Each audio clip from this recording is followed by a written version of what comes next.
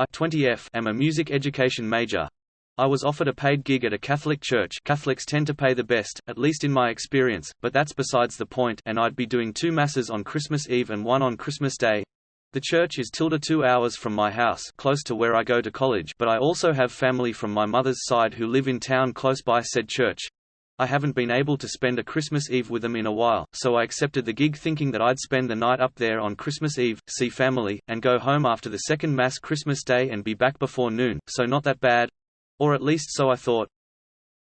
Turns out, my aunt planned a family Christmas. She, and most of my family live about 5 hours away in a different state, at her house, and my grandparents who are very old traveled up here from Florida, as we live in the north. My dad knew about this for at least a month, but never thought about telling me until about 5 days ago. I told him about the gig, and how I can't just say, "Whoops, I can't do it," so close to the date, and how doing so would ensure I'd never get invited back.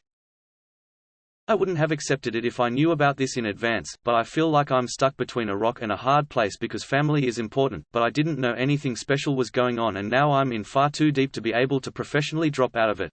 I was also counting on this money, as a college student things are quite tight.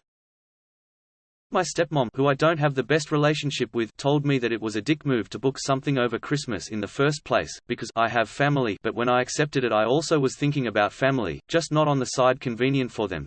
Usually we go and spend Christmas at my step-grandma's, who I love dearly but do not get along with the rest of her family. I also got a text from my grandma saying, "It's a shame you won't be here, you clearly don't understand what your grandpa and I had to go through to get here. And I just feel so sick about it all, so I need to know, am I the asshole?"